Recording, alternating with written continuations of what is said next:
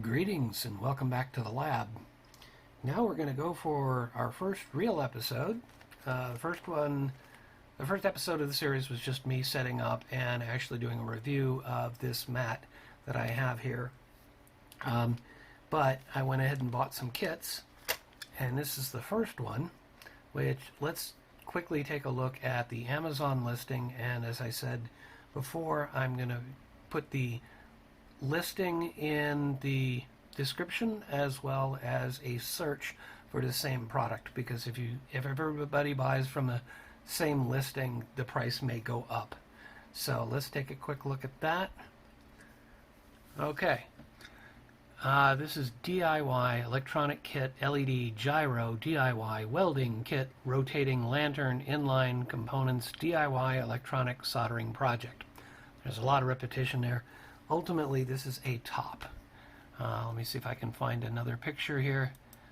This will kind of give you a little bit of an idea. This is going to be something with the little handle in the middle that you can spin it with like a top. And when you do, there is a switch that basically detects the fact that it's spinning and turns the circuit on, which then starts flashing some LEDs. And this is based on a circuit called an A-stable multivibrator. Let me read the description here. The circuit consists of a triode multivibrator driving two groups of LEDs to flash alternately. When the LED gyro is rotated, the vibration switch is turned on and the circuit works. Due to the phenomenon of visual retention, the pattern is left. Okay, let me try and translate that into something more understandable. Basically, it's saying, like I said before, that there is a, let me see if I can find the picture that shows. Okay, so in this picture here, you can see where it says vibration switch. Basically, what's happening here is when you spin this thing around, it pushes. Well, let's actually open this thing up and look at the switch. Well, you know what, we'll look at that a little bit later, how the switch functions, and I don't want to go too deep into the electronics here, but the basic idea is that there is a switch that detects the fact that it's spinning, and so once that turns on, a flasher circuit turns on. There are batteries sitting on top of this. You might be able to recognize the batteries. They're CR2032, pretty standard button cell batteries. There's 4 LEDs. I already actually looked at this, and there are 4 different colors. There's a bunch of resistors which control the amount of current going into those LEDs. There are 2 transistors which they're calling a triode. That is basically those and the capacitors, if I remember correctly from my electronics education. That is the multivibrator circuit. It's about as simple as it can get. We don't have any chips here. We don't have any microcontrollers. This is pretty simple. They could have made this 40 years ago. The only difference 40 years ago would have been the LEDs would not have been nearly as bright. They have developed over the years. They've managed to make them brighter. The button cells, I think, existed back then. I know they certainly existed back in the 90s. So they could have done something similar to this 30, 40 years ago. But now you can buy it. And what did I pay for this one? I paid $6.99. I managed to get free shipping on it because I bought some other stuff. Yeah, for those that are interested, here is the circuit diagram. Though that's kind of beyond the scope of these episodes here. I'm not trying to teach electronics. I just want to show you that you can buy some kits and build some fun things. So with that, let's actually go back to the description here. The working principle of the circuit: when the battery is installed, the vibration switch S1 is turned off. When the gyro is rotated due to the centrifugal effect, the vibration switch S1 is turned on and the circuit works. So basically they're saying when it spins, it turns on. The working principle of the multivibrator is that when the power is turned on, the transistors Q1 and Q2 should be turned on first. Due to the difference of components, only one is turned on first, and then the 2 transistors in the circuit are turned on and off in turn.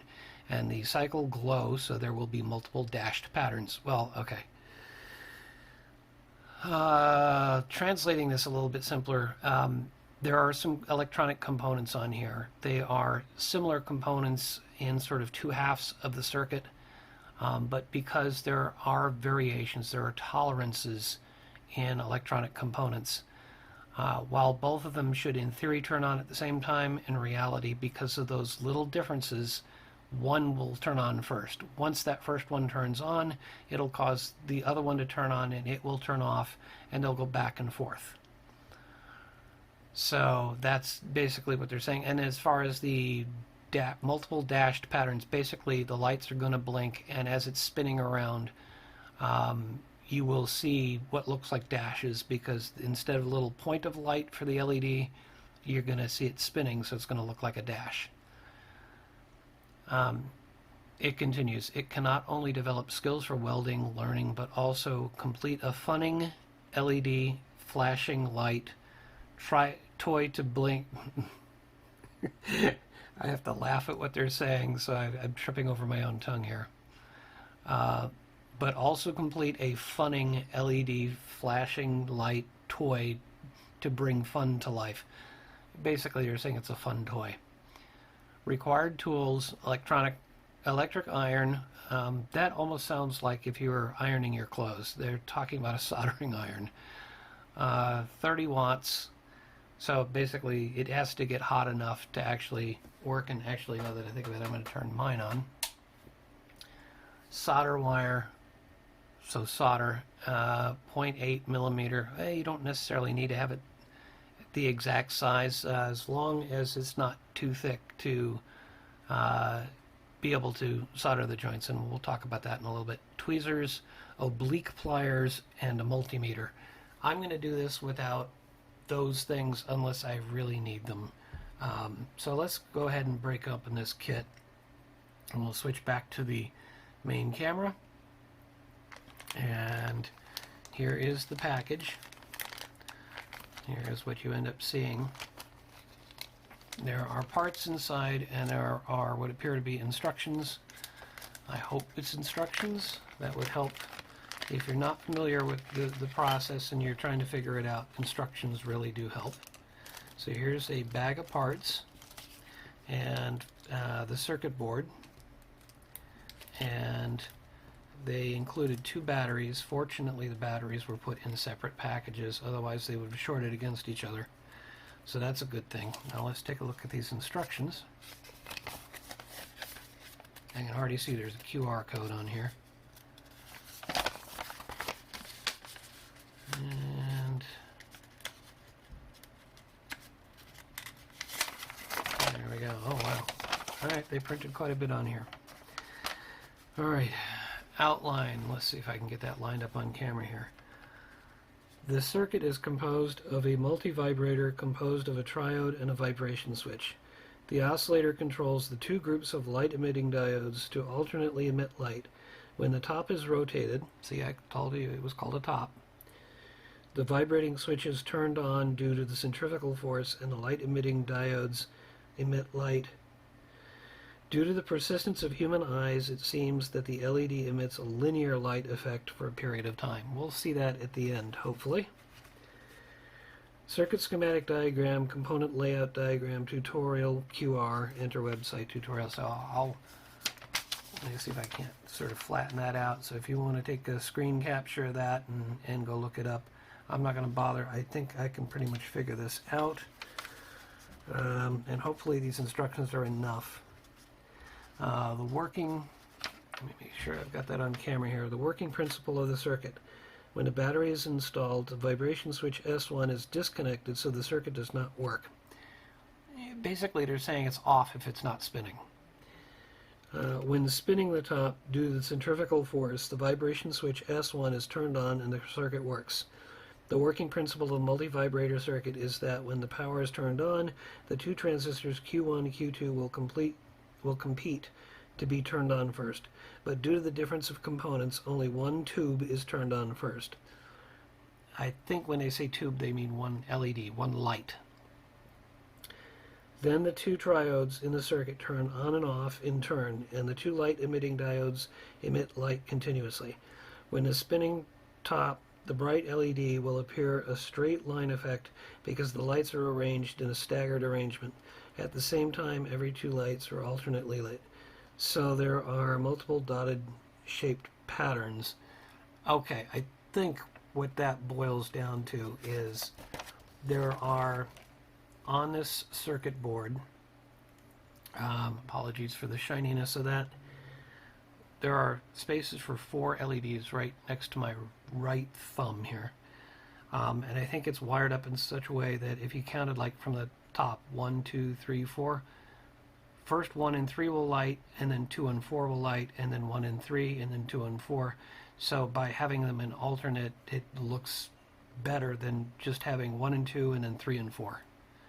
So I would have to look at the wiring of this circuit board to confirm that. Yeah, I'm just going to make the assumption for the moment. Let's move on to, they give a parts list, so we'll have to confirm that all the parts are here. That's one thing you want to do when you're building a kit. Make sure they included everything. So let me move the circuit board off to the side. These are the components aside from the battery and the battery holders. And of course they use these Ziploc type bags that the two pieces line up perfectly, so it's hard to pull them apart. Okay, this took a couple of minutes, but now I finally got it to open.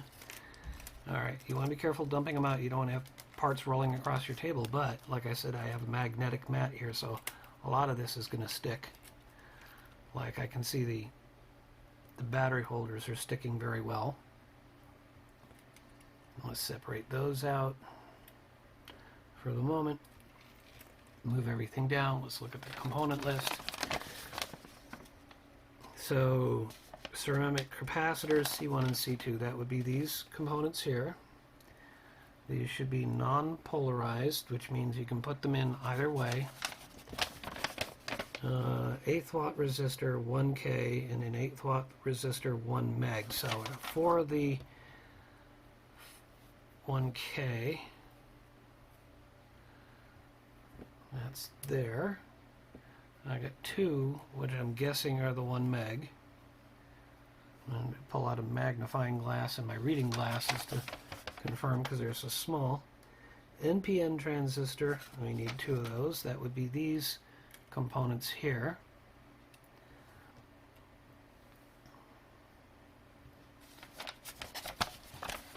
Okay, battery holder, actually in the right position right here already. LEDs, 3mm. Okay, 1, 2, 3, 4. Vibration switch. Let me get that out of the way. Here's your vibration switch. Battery switch. That's not battery switch, that's just batteries. So I'm going to leave them off to the side. Screw, which does not appear to be sticking to the... Oh, maybe it is. Knurled copper pillar. Okay, a 4mm and a 24mm. So here's your 4, and here's your 24, and those are not non-ferrous. And a PC board. Alright, installation. Follow the principle of installation from short to high. Install the short components first, and then install the tall components. That makes sense. Resistors and ceramic capacitors have no positive and negative poles, so you don't need to install them in different directions. Alright, let's get started with that. The shortest components are going to be the resistors. So the question is, which ones go where? Aha! Oh, and did they mark these in any way other than the color code? No, they did not. So if I pull out a magnifying glass, I don't know if this is going to come through on camera. Let me get my magnifying glass.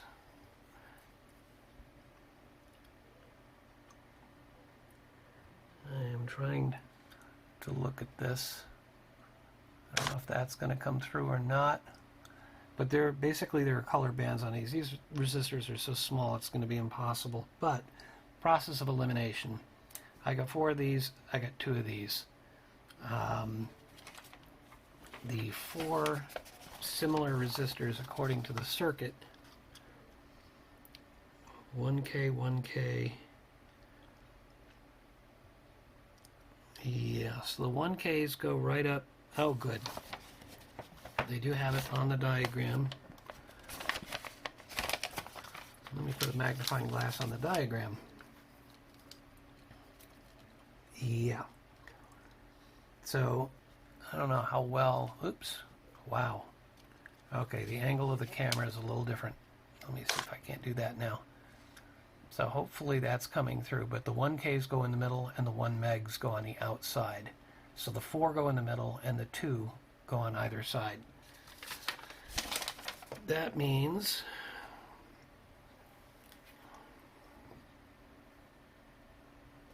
if I pull the tape off of that, I'm going to do the 4 first and then I'll do the other 2. Ooh, they do stick to the mat. That's a nice thing. Let's see, if I fold them like that, will it fit?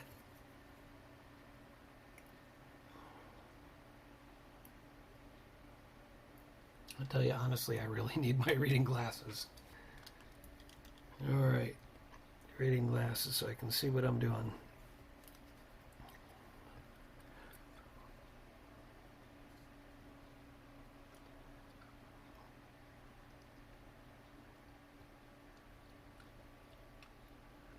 There we go. That's 1. And that's in the right position. And I could do all 4, or I can solder now this. I'm not going to do tutorials on how to solder, especially since my technique is probably not as good as other people's. Let me move these up and out of the way so you can actually see what I'm doing. Get the soldering iron.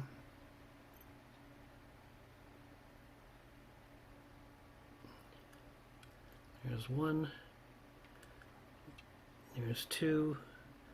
It should be just enough solder to do it. Now, it mentioned 0.8 millimeter solder. Mine is 0.6. That's just what I happen to have on hand. Now, I have these angle cutters. You want to have something preferably purpose-made for this, otherwise you're going to struggle to cut the excess leads off of them. They make them with the long leads so that you can manipulate them, but then when you're done connecting it to the board, you want to get rid of the excess. So that's 1. I'll do the other 3. We'll speed it up a little bit.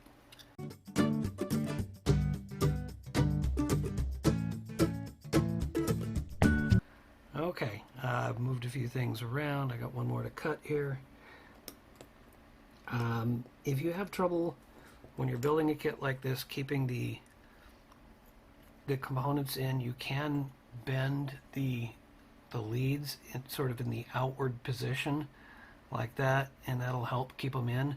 Although if you ever have to unsolder these components because you realize you made a mistake, that makes it that much harder to get them back out. So if you can keep them stable, I recommend just get one side in. Once you get one side in, it's stable and you can get the other one connected.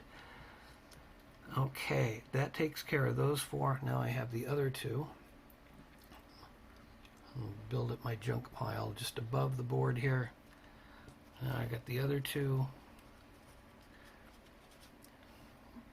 Now in this particular case, while I'm doing this, if my assumption is incorrect, I will definitely note that a little bit later when I discover it doesn't work. The assumption that because they included 2 of them, they must be the one that there's only 2 of. Process of elimination, but I have extra resistors that I could put in if I really needed to. I will also say that I believe they chose these tiny little resistors because they're lightweight and they're not going to affect how this thing spins. I don't know how carefully balanced it is. Wow, that really is tiny. But just to give you an idea, the resistors have what they call a 1% tolerance. That means, let's say if the resistor is supposed to be a 100 ohm resistor, and ohms are the measurement for resistors. If it's supposed to be 100 ohms and it's 1% tolerance, that means it'd be anywhere between 99 and 101. If it was a 5%, it'd be anywhere between 95 and 105. These resistors are not 100, they're 1,000 and 1 million. 1K and 1 meg.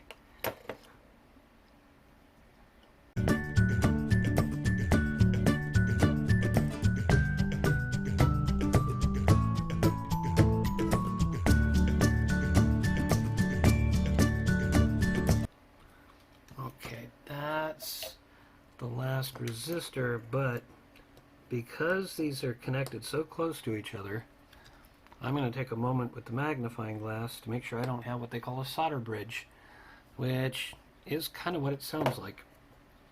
It's like building a bridge across two connections. You don't generally want to do that. And it looks to me like I'm actually in good shape here. I've got decent connections on all of them, so I'm a happy camper on that. That then leads me to what comes up next. I wonder if I should do the transistors next. Now, transistors come in different forms, but this is one of the smallest packages you can get, and if you look at it carefully, you can see, let me see if I can kind of angle it a little. You can see there's a flat side to it, and there's a rounded side.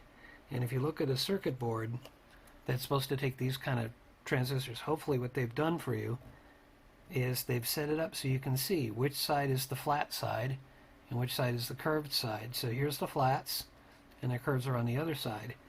So that tells you how to put the component in, because there's three legs, you don't want to get them backwards.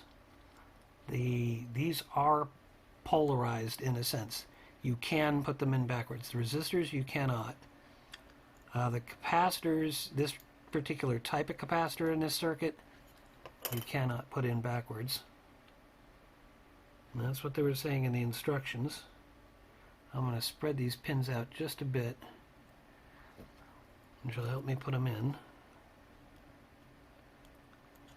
There we go. Now, you don't want to push it too far down because you're putting stress on the pins and you could literally snap the pins off the component. You don't want to do that.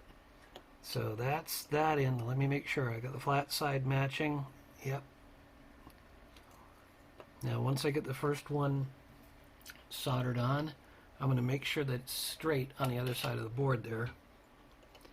So let's solder the first pin.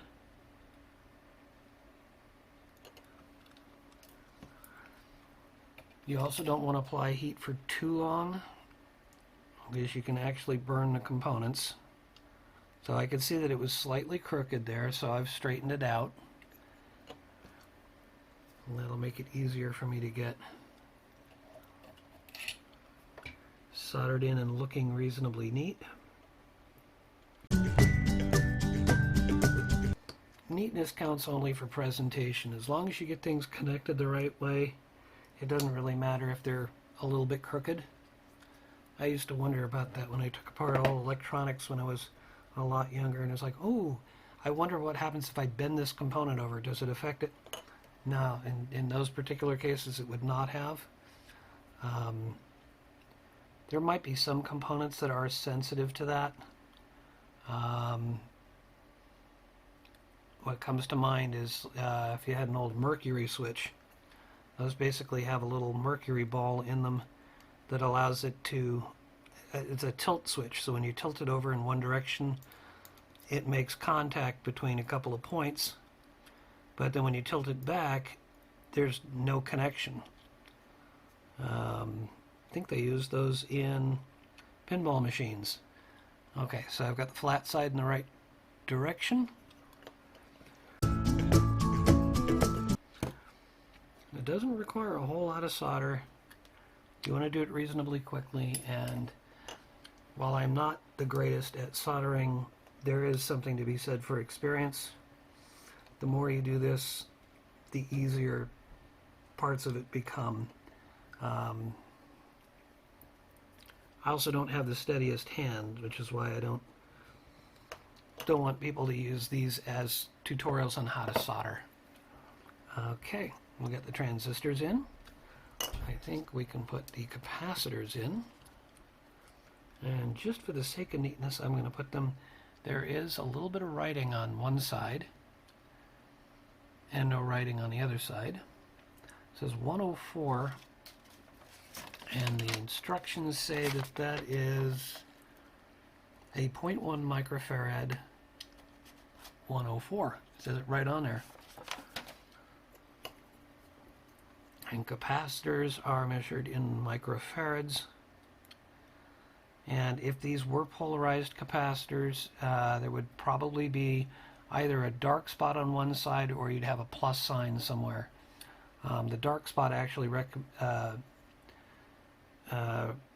represents negative, or there's a band, and those are, I'm thinking about the electrolytic capacitors. Now, in this case, because these components are actually shorter than the transistors, I'm bending them outward just to make sure they stay.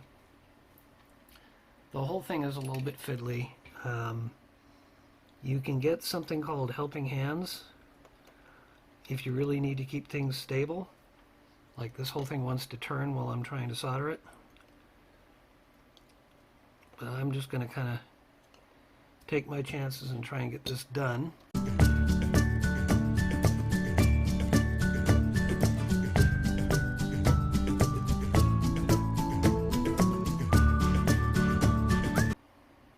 Okay, that's the capacitors done.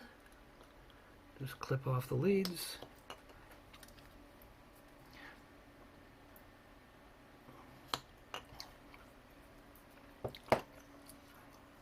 All right, now next up, I think what I'm going to put the tilt switch there. Now this looks like it has a spring, and I'm thinking if you, it's probably like a weighted, I can almost hear it moving. So basically if I move it back and forth, it should be able to detect that it's moving. I don't believe this is polarized, although, let's see if it says anything in the instructions. I seriously doubt it's polarized. The long leg of the light emitting diode is the positive pole, yeah. The triode has an installation direction, which, of course, but that's the triode is basically is those two transistors. There's no real mention here, and no... Wait a minute. There's something different in this... Huh. Is there a marking on here similar to that, or any kind of marking? I mean, it's a switch. It's what amounts to a single pole, single throw switch. So yeah, I don't think there's any polarity to this at all. What I am going to do though is I noticed that on this the leads are actually on one side instead of the other side. So I'm going to take advantage of that and match it to the diagram here.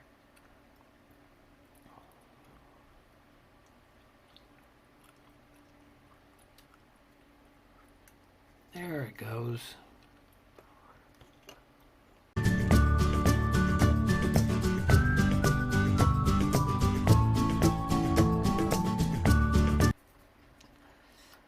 Okay, I got that much. I've got to get the battery holders on.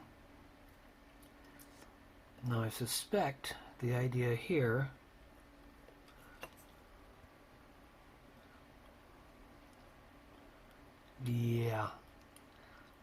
maybe a little hard to tell, but they did try to make an accommodation here so that you could slide the battery in, and there are tabs on this.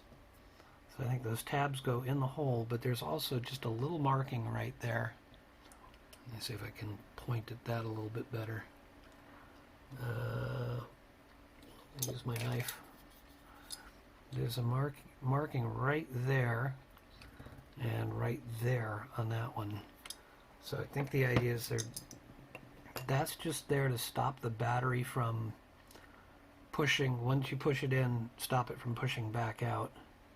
So I think I gotta put tabs like this. Hopefully that makes some sense. And then, yeah, I'd have to, when the battery dies, I'll have to push it out. But now we just solder those two tabs.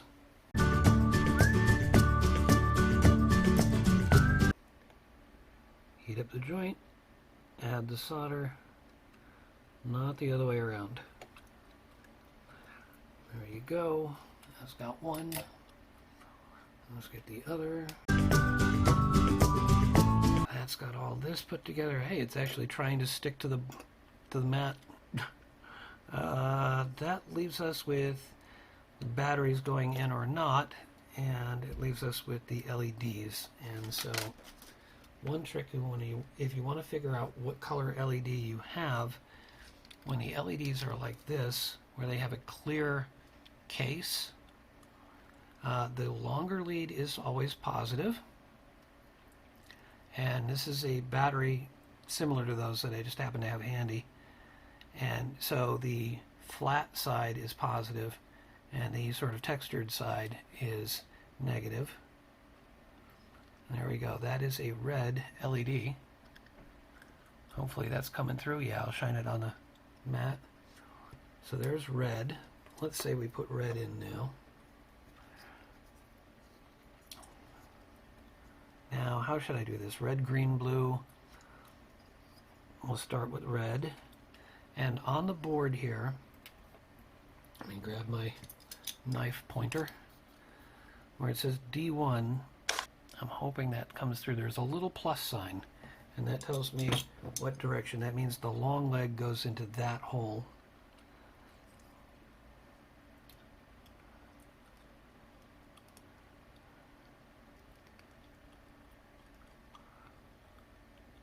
Oops, did I get solder in that hole?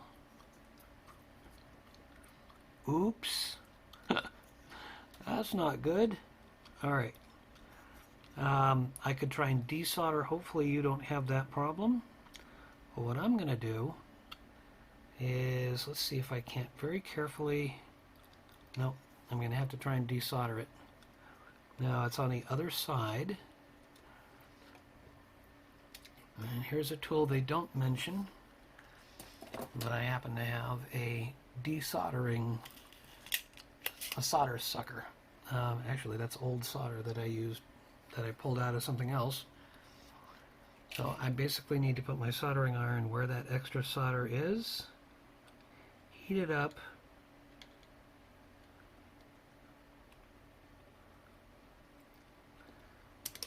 and then try and suck it out. And if it doesn't work, you just reset it and try again. Okay, I dropped something on there. Some old solder, but I'll just get that out of the way. Yep, and it looks like that's clear now. If that doesn't work, another thing or if you don't have that tool, another thing you can try is to try and put the component in at the same time you're heating up that particular hole. And sometimes it'll work. So perhaps it would have been smarter to put the LEDs in first.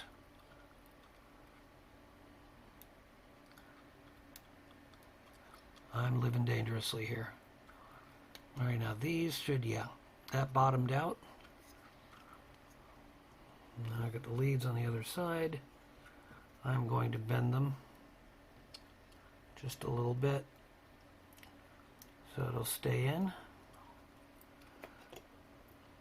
and hopefully not get solder on the other ones.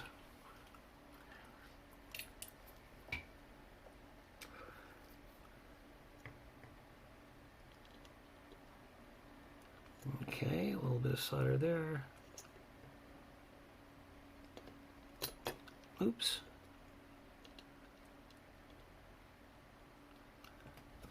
Alright, that's got red. I was going to say I'll do red, green, blue, and I know the other color. Let's just show you the other colors so I can also put them in whatever order I want. So I'm going to turn them on with the battery here. That's a blue.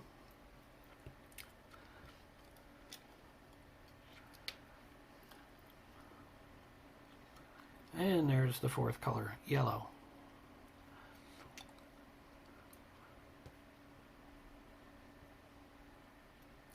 And there's green. So I think that's the order I'm going to put them in. You, if you get this kit, can put them in whatever order you want to put them in. Just make sure you match up to the plus sign.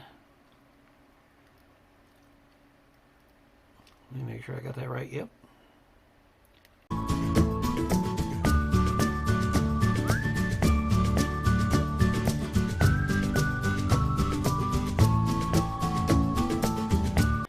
Okay, we're down to the home stretch here. We only have the actual handle for this thing, which, let's see. Yeah, they really don't detail exactly how this is supposed to go together, but I think what we've got, we want to have the long piece on the top so that you can grab it and spin it. Oh, it may not have been the long piece on the top. It's really kind of hard to demonstrate without actually putting it together. So, let's see, I've got a screw that I'm guessing goes through the small one. So you can see me just kind of trying to thread that on there. There we go. Do I have a tiny little screwdriver?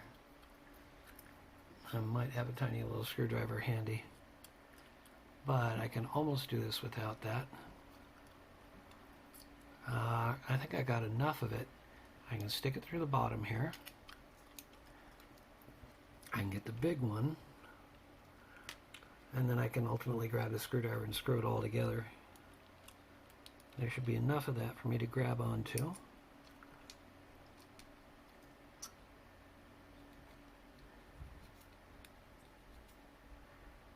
Okay, that's good. Now I need the screwdriver. Nope. Let's try this one. Let's see if I can do it with this. If I need to fish out an even smaller one. Yeah, looks like it's turning. Okay, so that's all the way in on that one. And there. And if you don't strip the screw, you got something it can spin on. Oh, goody. A little hard to do on camera. It keeps spinning off camera. There we go. Now, it's not lighting up because it doesn't have batteries. That would be our last part. We'll get the batteries they gave us and hope they still have a charge. There's one. It does say in the instructions that that big flat shiny part goes on top and makes contact with this. So there's one battery. Now, that's not going to be enough to light up the circuit. Well, even if it was, it would be unbalanced. So we might as well go full tilt here, pun intended, and add another battery.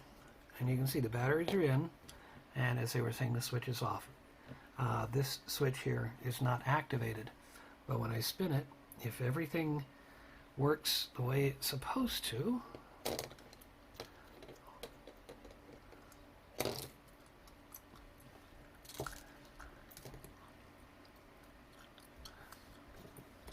and then eventually it runs out.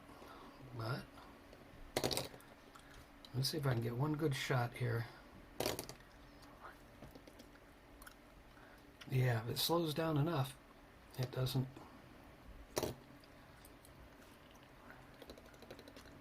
That's pretty dazzling, and it doesn't look like it's alternating all that much. Well, you can kind of see it die out there. Well, there you go. That's that kit built. That's a success. I'm a happy camper, and hopefully you can have some fun with that. And in the words of Louis Rossman, I hope you learned something. Have a great day.